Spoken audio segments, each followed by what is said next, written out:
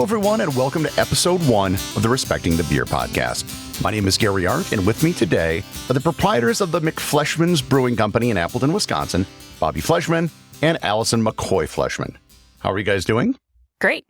Fantastic. What we're going to do in this podcast is we're going to talk about everything and anything dealing with brewing and beer over the course of the show.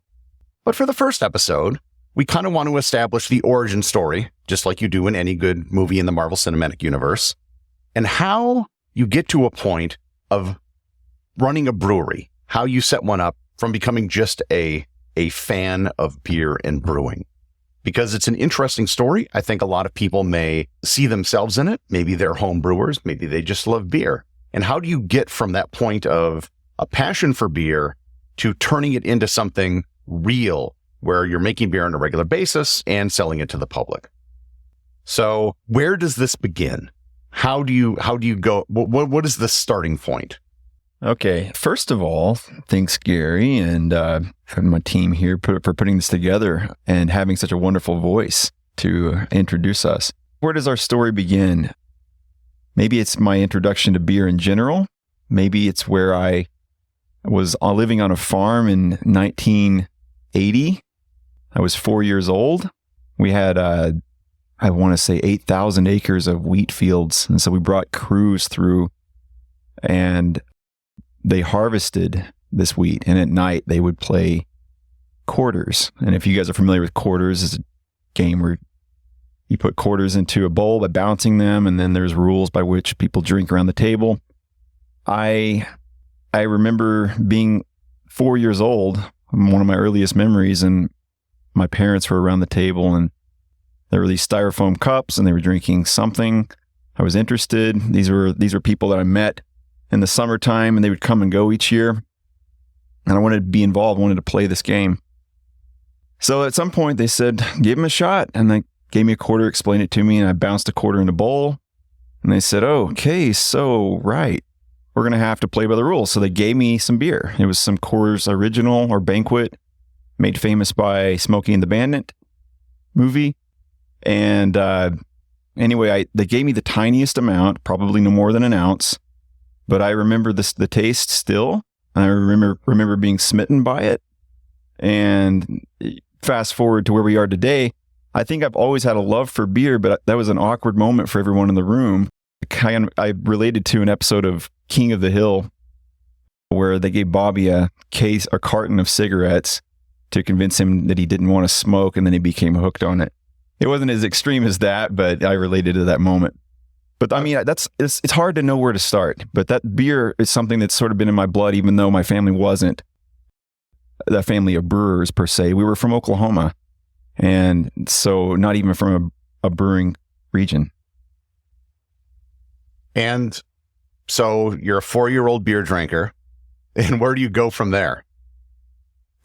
Yeah, so you fast forward a lot of years, because at that point in the world, it was all industrial lager. And so, before you go any further, I grew up in Wisconsin. This was a very strong Germanic culture. Going to the tavern was something that was very common. You might give a kid a sip of beer or something like that. And like most kids, I hated it. Like, you taste that for the first time and it's something that you don't enjoy. Did you actually enjoy it, or was it this oh, I just want to be like the grown-ups? Beer is the social beverage. It's the social lubricant. So maybe there's a part to both of those truths. I think I enjoyed it, and I think that I wanted to be part. But no, I intrinsically liked it. But you were asking about what's next. There's a lot of years of growing up around beer. Didn't really drink much beer, honestly, growing up. Didn't enjoy it particularly. So maybe there's some answers to your questions there. I quickly realized that it was all the same, as most people did in the craft that came to be craft brewers. And it was boring, even if it was consistent. Most beer was just boring. So, I let it sit, and I fast forward to probably about 1999. I discover various craft beverages such as Sierra Nevada Pale Ale. Is that true? No, because when I first started dating you, and that was in 2002, you were obsessed with one particular beer. Right. Yeah, my first... Michelob Amberbach. I wouldn't say it's my first, but yeah, the one that I really threw myself into was Michelob Amberbach. To the point when we were in Hawaii one time, we found a big-ass mirror that we actually bought that had Michelob Amberbach, and we struggled to get it into the suitcase to get it back on the plane because you were obsessed with that beer. Yeah. I think it was for two reasons. It did have some flavor relative to a non-caramelized version of the same beer, but also the branding. And that you find that to be true with a lot of German brands, even though this isn't any longer a German brand. It did draw me in. I was marketed to, and that's true. But that's a mass-produced beer. Yeah, absolutely. Not a craft beer. 100%. Right. And what was it that was so special about it? Was it just that they were doing something different, that it was available? So they were clearly responding to the first wave of craft brewers. And Sierra Nevada is the most notable of those. And they were just capitalizing on it. They had access to tap handles everywhere. And so all they had to do is become a, quote, craft brewer overnight. And you have someone like me who was misinformed, thinking that this is somehow truly a different process, truly a different product, when it was only slightly different, in all honesty. You drink with your eyes first. This was amber, and it did have some caramel flavor added. And so by that definition, it was I wouldn't say craft, but it was definitely more a crafty beer. I would say, like, through the 70s and 80s, I think the United States was known for major beer producers. You had the Millers, the Budweisers, the Coors, like you mentioned. And based on kind of my memory of it, you start to see these craft beers appear in like the early 90s, mid 90s. And so was that kind of when you started to pay more attention? Right. And remember, I'm from Oklahoma. This is probably the last state to see anything craft. So Yeah, there were some pretty significant liquor laws. And so Oklahoma is one that you could only brew 3.2% or lower. you couldn't beers. refrigerate it. And you couldn't refrigerate it. So, okay, Yeah. you find the Michelob Amberbach. Where do you go from there? How do you? So you said you were misinformed at the time. How did you figure that out, or what did you discover that took you like, oh, there's something better than this? And that's where I think it deserves credit, and probably not just with me. Whether it was craft or crafty, it got me into what would later become actual craft beer because it broke the mold. And like I said, to answer his question, I think we just started trying at that point. We Right. would travel a lot, go down to Texas, and Texas had much better access to varieties and stuff. And so we would buy a bottle here, buy a bottle there, and just start to try new things. And we even had a bottle Shinerbach collection. is big here. Shinerbach Yeah. is huge. Well, it's from Shinerbach or Mhm. Shiner, Texas. But I think just trying new things, and then as we would travel, we started to discover that there were these little breweries around. I remember we went to New Orleans, and we went to Abita. Yes. And so I think having access and just going to where there was actually beer is also what sparked it. So let's take a step back. You said you guys met in like 2002, roughly? Yes. Correct. How? Because there's Well, I was wearing an eye patch at the time. So Does this talk like a pirate day? No. yeah. Oh, no, I'd scratched my cornea. No, I was an undergraduate at University of Oklahoma. Bobby was an undergraduate at Oklahoma City University. And we did a summer research program through the physics department at OU. And it was love at first. No, it really wasn't. I was actually wanting to flirt with another guy, but I'd scratched my cornea, and so I was wearing an eye patch. But we'd played a game of ultimate frisbee with all the participants. That stereotype is true. Physicists, scientists play ultimate frisbee. That is true. So, and the reason I ask is because science is actually a big part of this story. Right. Where it probably isn't for most brewers, and most scientists are probably, if you guys know, I'm guessing, probably find this career path to be kind of interesting, or at least different. Speak of that route, how it took you from the world of science to beer. Right. So let's see, so we were in the process of discovering craft beer, but then in graduate school, it became a hobby for me. I met someone else that was brewing, and we would do just stovetop, basically just big pots of soup in a way. We were doing this. I was getting into it. I was enjoying it. I didn't have any fantasies, I don't think, at that time of a brewery. I think I was just amazed by it. No, we actually, after your general exams, when you're getting your PhD, you normally pick up a hobby or two that you could actually do and finish in a reasonable amount of time, because the PhD takes so freaking long to complete. And so his gift to himself after he got his general exam was a homebrew kit inspired by a friend of ours who was brewing. And I remember you recorded a video of you very first homebrew ever, and you forgot half the ingredients. So you have video of this, right. Bobby realizing the brew is done. He's so excited. And he's like, wait, what is this? And it's malt bag sitting on the counter. 2005, making videos with these old video, whatever they were tiny video cassettes. It was a laborious process doing and trying to record and edit whatever that looks like. And for my notes, because I knew I would not remember to write everything down. So I thought I'll just record this big disaster. And sure enough, it took me 4 hours to do something that should have taken an hour and a half. And then I remember being so proud and triumphant, and then catching my face go white when I recognized half of the sugar malt was not actually inside of the beer. I forgot half of the ingredients. So it came out to be very, very low alcohol. I loved it when it was finished because, like you do your children, no matter how ugly, it still felt like a triumph at the end of the day. Everyone around the room, even at that point, smiled and drank it, but I can't even imagine going back and tasting that today. But no, it was a hobby. It got my mind off of other things, because going through the general exams is a stressful time, and it was a way for me to just have fun. And then my friend, his name was Larry Maddox. I should mention this guy. He was the first one I ever brewed with, if you want to say that home brewing was my first brewing experience. He sold me his equipment when he got out of it, and I got deeper and deeper into it. And I realized at some point that, just like with when I was, we'll talk about this, but when I was a physicist, you can never learn all of physics, contrary to my naivety going into that. I'll just do physics and then move on to the next thing. No, you just have to drill as far as you want to drill, as far as sustainable. And that's what I was doing with beer. And I realized there's a lot of science here, and there's a lot of engineering here, and there's a lot of artistic, there's creativity here.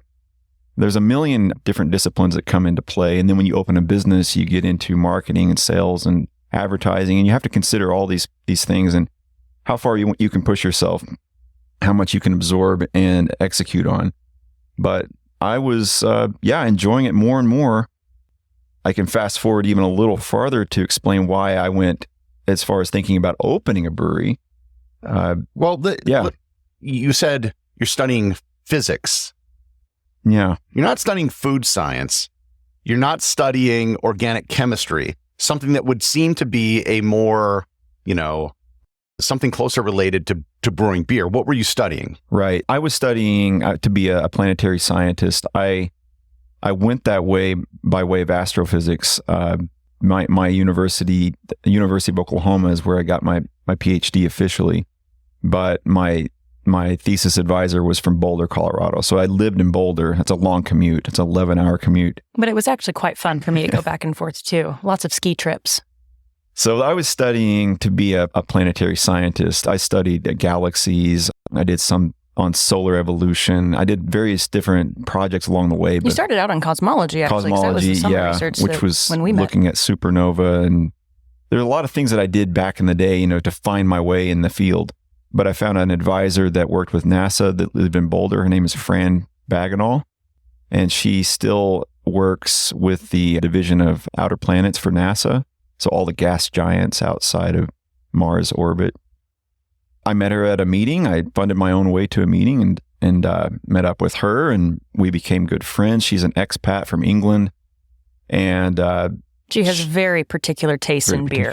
Yeah, and that's kind of what I was getting at. Yeah, meeting her and living in her house or basement, I don't know. Right, was kind of one of the inflection points that brought you here. What happened with that? It was, yeah. Fast forward a tiny bit there. I moved in with her and to obviously do research. We were working on Saturn missions, Jupiter missions, studying the moons of those planets.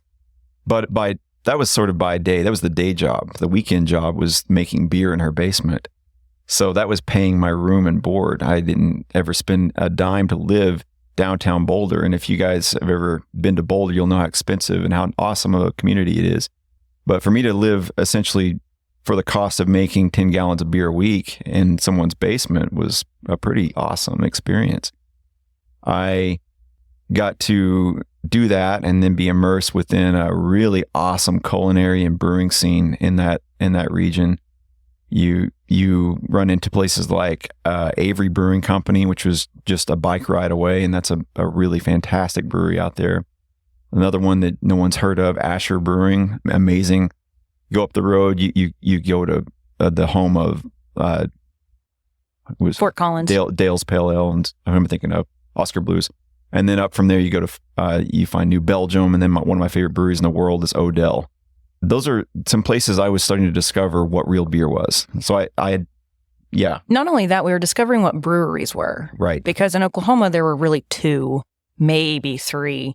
But when you were living in Boulder... And they were from the first craft movement in the 80s and 90s. And living in Boulder allowed us to go explore. And you were there for 8 months, and then on and off, you would go up there commuting over about 3 or 4 years. Yeah. And so it was an opportunity to really see and taste so many different styles. And the wonderful thing about Boulder and Fort Collins is that some of those breweries could subspecialize. And so there was a brewery that just did sours, or Odell, like that, in New Belgium oh my gosh, that brewery is amazing as well. And so we kind of got to see all these different breweries in different stages. And I think that's where we were exposed to this other world of kind of being the brewery hunters, not just the beer, but also going after, like, well, what is an experience? Like, what's a destination sort of thing? Because that was really the beginning of the next big wave of craft brewing. It may not have begun in Fort Collins, in Boulder, in Lyons, in Longmont, but it definitely was alive and well there. So I was seeing that you can brew 15 gallons at a time, or you can brew 150 barrels at a time. There was so many different models there was also a giant Anheuser-Busch brewery right there in Fort Collins. So you get to see all the full spectrum. The water's fantastic there. That's a marketing campaign that Coors capitalizes on. I should say that, yeah, if you go just south of Boulder, that's the home of Coors, and they have the largest refrigerator in the world. That was an interesting spectrum of breweries. So when you're visiting these breweries, are you going there just to hang out and drink, or are you actually getting to know the brewers and learning about what they do and how they do it? A little of both. At that point, we weren't getting to know them. We were just consumer experiencers of the beer. Yeah. Can we get a tour scheduled or not? And usually you're not talking to someone that's making the beer. It's front of house. But the small ones, there was a person behind the counter that does it all. I should say that do we want to talk about? Well, when did we first start to want to open a brewery? I don't even remember. I guess you when did I confess it, or when did I that's fair. think it? But no, you started to win homebrew competitions, and our homebrew club called the Yeasty Boys, they got Which mad. there were girls in. There were. So it was there were 2 of us. You started to win those competitions, and they got mad that they told you, if I recall correctly, they're like, you can't enter anymore, Bobby, because you're just going to automatically win, and that's not fair. Well, I think this is where my technical side was winning over. It's a group of maybe 30 total members. My technical side allowed me to just read recipes and execute on them. There wasn't a lot of artistry there. I was still feeling out, what does it mean to be a pale ale? What does it mean to be an IPA? What is a porter? And I was just executing. And I realized, okay, I'm technically a good brewer, but I don't know the first thing about how to start from scratch. I don't know where beer has been, where it's going. And it was also a really good group, and we all shared recipes, but we shared techniques, and we even did experiments with each other. Where we all have to start with the same batch, and then we do different things to it to see what would happen, like brewing it or fermenting it at different temperatures. And so there was, I don't know, I think we were all excited to play But I still don't know when we decided to open a brewery. Well, like I said, there was a confession date and then there was a think date. Well, let's go back to this. 'Cause Yeah. I think this is interesting. If you look at like a Michelin star chef, there's a process they have to go through of working in a restaurant. They might start scrubbing the dishes and they got to be a sous chef or something. And Right. basically you got to get your reps in. Yeah. And what you're describing sounds like, okay, you could be a really good cook at home. You could take a cookbook and you could make Julia Child's beef bourguignon or something like that. But then there's another step where you're coming up with the recipes, where you know enough about everything that goes in where you can figure, oh, this would go with this. And so was this sort of just like your elementary education in brewing? This was the book off the shelf at Barnes & Noble, just putting my toe in the water of what is beer. And at that point, I'm sure I did start to come up with my own recipes. There was information on the internet. Oh, I could totally take over on this story. Go for You it. did start to, I remember. So one, it was Brewing Classic Styles by, was it Papazian? That's Jamil Zaini chef. So that was one. But in our homebrew shop, it was called Learn to Brew it was actually in Moore, Oklahoma. Home of the tornado. Yep. Tornadoes going through all the time there. But he had an all grain section. His name was Chris. Should explain all grain. Oh, all grain's when you start with the grain and you only use all grain. You're the brewer. Go. Yeah, you can start with a can of extract made famous by the Prohibition era. Which if you are starting homebrewing, that's the way to start. Yeah. But if you want to do recipe development, move over to all grain once you kind of get the technique down. But what Bobby would do is he would walk in and it would take forever. I swear I waited so long. And he would walk in and just like put his hands in one of the bins of grain, eat on it for a little while, walk to the next one, and he'd add a little bit of this grain and that grain. And it took him forever just to pick the damn grain. But what he was doing, I think, at least, was he was like starting to understand flavors from like a foundational level. And then or at least wanting to understand them. Right. And now that I know you now as a brewer, I see that recipe development happen. When you taste grain, you're actually tasting the finished product. So, but we're kind of talking about recipe development. You end up talking to brewers, sharing secrets, going on the internet. There's another piece of this story, though, and that's like owning a brewery and brewing as a professional. Those dues are paid not by making recipes, because a brewery doesn't want you to walk in and start making recipes. They want you to start making beer that they already sell.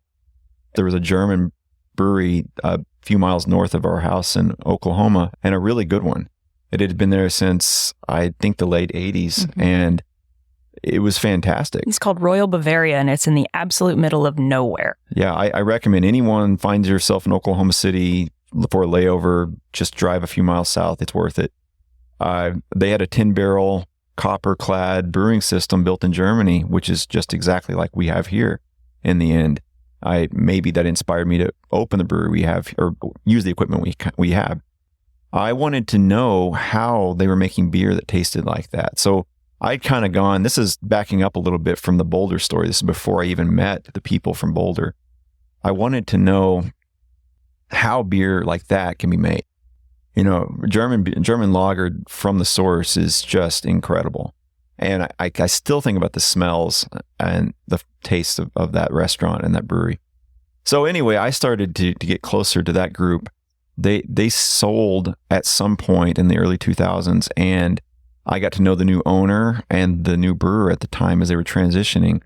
And I got to go there and help deconstruct these old German recipes.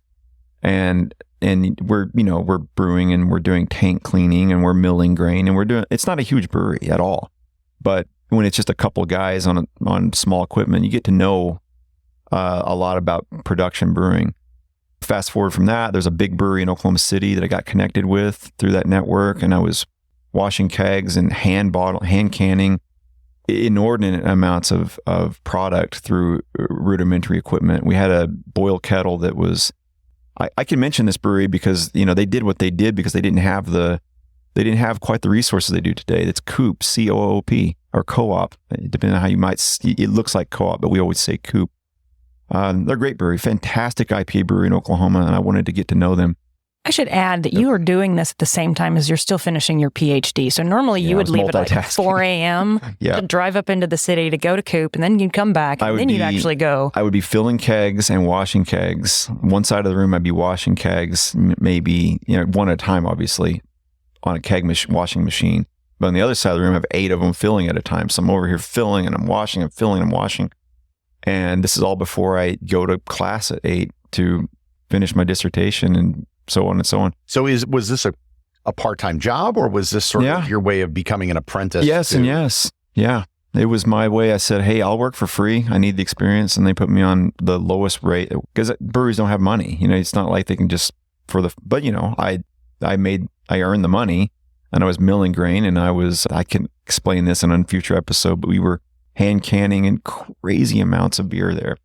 It was a laborious experience. The boil kettle was either on or off. So I was in charge of running the boil, because if you left it on a second too long, it would shoot out the manway. And if it's not long enough, you don't get the IPA you're looking for. So they put the scrub at the bottom of that pile to do that. I've known many people that have gotten PhDs. Yeah. And the process seems horrible. It's it basically consumes your entire life for several years. The fact that you're doing this in the morning seems to indicate, at least at the back of your mind or sometime, that this is really kind of what you wanted to be doing. Oh, absolutely. At that point, we knew by then that you were going to finish your PhD, but you weren't going to stay in science. I use quotes around that because science is beer and beer is science. But the goal is... That's a t-shirt, by the way. Go team. We knew that you were going to complete the PhD, but that then you were going to move on into the brewing industry. So for a lot of reasons, obviously, you want to finish your PhD. I mean, I think it was 9 years. 8. 8. Okay. So I took 7. You took 8. 8 years. And this is my postgraduate career, was 8. It included 3 years of professional researcher in Boulder. So even though I hadn't yet received my doctorate, I was sort of, in some sense, passed ahead of the publications to make that happen. There were a couple of publications, though, that I still lacked. So that's what made it difficult, is I had to continue to finish those while I know I'm training to be a brewer. I know this is what I want to do. You were actually writing one of them while you were in beer school. I was in brewing school. I was thinking about this yesterday, having a conversation and remembering how much shit that we have done, like the same time oftentimes. And I finished my 5th publication while I was studying microbiology and chemistry to become a master brewer under the Institute of Brewing and Distilling.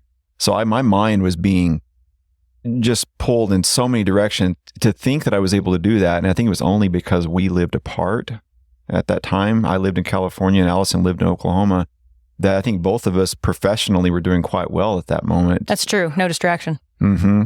And she was taking on her first research position, teaching position, post having her PhD. And here I was, still writing a 5th publication post having written my dissertation. But you had also, there's research is never done. You just kind of walk away, but you had already done the work. And so it was a lot it wasn't just hit print. It takes some analysis and some work. But yeah, so we've done a lot of multitasking. Gary's right. I think that was symbolically the time when we decided to open the brewery, when I'm cleaning kegs at 4 a.m. before wrapping up the last few pages on my dissertation on the same day. To get into beer school, so the Master Brewers program at UC Davis, it was like a 2-year waiting list. And then you were on the list to get in 2014. Yep. And then they called and said, guess what? There's someone that dropped off the list. You are now in this year. Can you come? And we knew about a month before you left for Davis, I think. We had about a month to plan. So we had the opportunity and we took it. It wasn't just because it was faster. It sped us along by at least a year, if not 2. But the way that program works is if you turn down a slot, you get sort of filed back. It could be even longer. So this is an opportunity, and I'm sure we'll talk a lot about it later, but this was one of the best brewing schools in the world. And I applied as you needed a physics degree, a biology degree, a chemistry degree, some sort of science background. You needed something STEM in order to get in on these programs. And it was a 6-month intensive, or maybe 5-month intensive. session or it was 6 months. It was a class of 39, and I was the only non-chemist or biologist, to Gary's point. It was a tough change of career for me. And I'm nothing if not tenacious. And what's the word of that, Allison? How would you describe me when I fixate on I have on a lot goal? of words to I describe know. you. I shouldn't open that up to the wide answer, but I had decided I'm doing this. I can do this. I'm not going to be as good of a chemist or biologist as everyone in this room, but I can learn what I need to learn in order to make up that difference. When it came to the engineering side of that program, they were the ones that were sweating bullets, and I was fine with that. It took me 2 years to ultimately to pass all the examinations to get it's the Institute of Brewing and Distilling. They're based in London, and they were operating out of UC Davis. They were operating one of their testing programs, one of their training programs. And I made it through engineering, and I made it through physics, and I actually made it through chemistry. Those modules, which were 15 pages each, handwritten, 3 days or 1 day per module. But I didn't make it through the biology for a full year. And so you took the test twice, I think? I took it a second they only offer it once per year. And at this point, fast forward, we had actually moved to this town of Appleton. You were a physics professor at Lawrence. And I was a professor at Lawrence University. And I'm kind of meandering here, but I guess I'm just trying to say that I made a lot of commitments, starting with that job cleaning kegs 4 a.m. to open a brewery. And I was going to get it done. And finishing my PhD in a lot of ways was a step toward opening a brewery, because you have to show investors that you will finish something as insurmountable as that was. It was tough. As Gary points out, it's a commitment, and you can't just wish yourself a dissertation. You have to be all in. So I hope that doesn't come across as though I was just checking a box when I got the dissertation. I love that life. I love that career. And beer just kind of sucked me in, and it was just the next chapter. It was funny, though, when we told my parents, your parents, like, hey, I think he's going to stop doing the whole NASA thing. We're going to switch over, and he's going to go and be a brewer. They're like, what? They were very upset by this. And then, come to find out that there's actually so much more science in beer than anyone could ever really imagine. It really does make a better pint. I get asked a lot, what is it like not teaching? What's it like not being a scientist? And I'm still a teacher. I'm still a scientist. I have a different classroom. I have a different venue, a different topic. You don't turn that off. A physicist is a problem solver. That's what it is. And if anyone wants to understand what physics is, I always describe it that way. Yeah, don't go off Big Bang Theory. Let's pause here, and then when we come back in the next episode, I want to talk more about beer school as opposed to, there's the art and science of brewing, and then how eventually you came to open McFleshman's. Perfect.